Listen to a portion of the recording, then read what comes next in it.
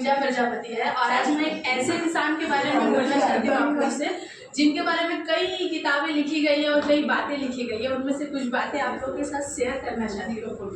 मैं बात कर रही हूँ स्वामी विवेकानंद की, जिन्होंने एक पेरिस में जाके बहुत सारा मतलब उन्होंने लेक्चर दिया था।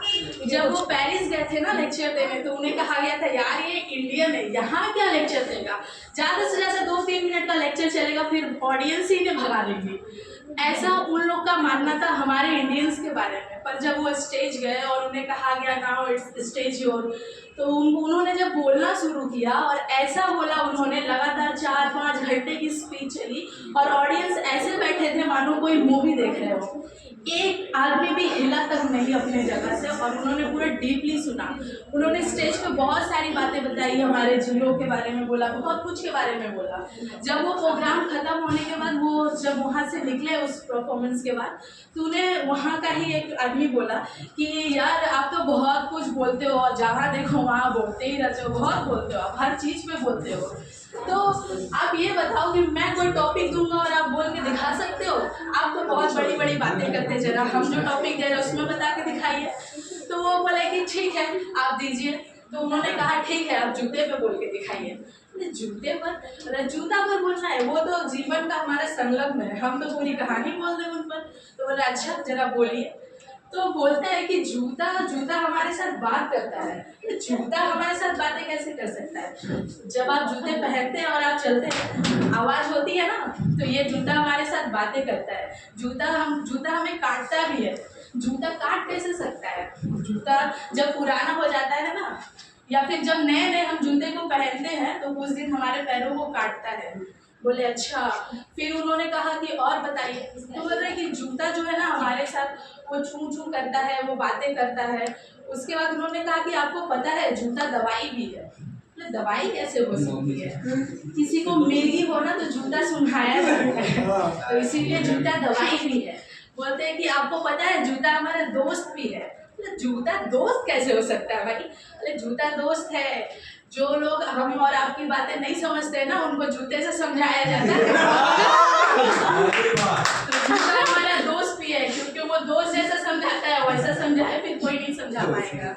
तो उसके बाद बोला अरे इतना ही नहीं, अभी और सुनो, जूता हमारा सम्मान भी है। बोले जूता सम्मान?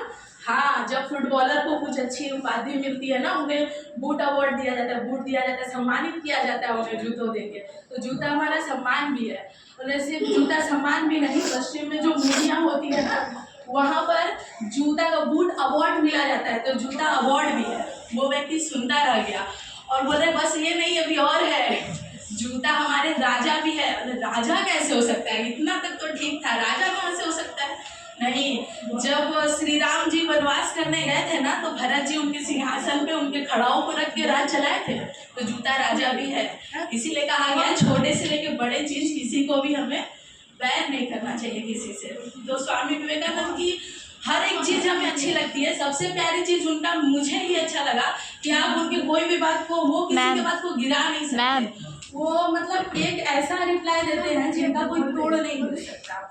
उन्हें एक बार देखिए, मैं किसी के धर्म को ये नहीं कर रही हूँ, लेकिन उन्हें एक बार कहा गया था कि यहाँ बहुत सारे ग्रंथ रखे हुए हैं, हर धर्म पुराण रखा गया था, बाइबल था, गीता था, सब कुछ था वहाँ पे। कुछ ऐसे जस्ट टेक्स्ट में बुक्स को सजा के रखा गया था। तो एक आदमी हवाबाजी करने के लिए उनके पास आया, बोल रहे ना देखो देखो तुम्हारे धर्म में ना दम नहीं है, इसको सबसे ऐसे ही इसीलिए सबसे नीचे रखा गया, इसकी कोई वैल्यू नहीं है। वो अपने धर्म को बचाने के लिए उन्होंने जो रिप्लाई दिया, उन्होंने कहा इसकी वैल्यू नहीं है इसीलिए इसे नीचे नहीं रखा गया है। ये किताब इन सब का नींव है, अगर इसको हटाएगा तो सारा का सारा गिर जाएगा, इसीलिए इसे यहाँ रखा गया। एक बात, वो जिसका जो नीचे था उसका नाम था गीता। हाँ, कुछ भी हो तो बस वही तो बोले। हाँ, बंगाली में तो सब गीता ही पढ़ते हैं, जो सबको पढ़ लेता है। मैडम गीता बंगाली नहीं, हमारे तो बस वही है कि हमारे स्वामी विवेकानंद जी इतने महान थे जिनके बारे में बोलना हम उसके लायक नहीं है। बस ये कुछ चीजें शेयर की और आप लोगों ने शेयर करने का मौका दिया, इसलिए थैंक यू सो मच।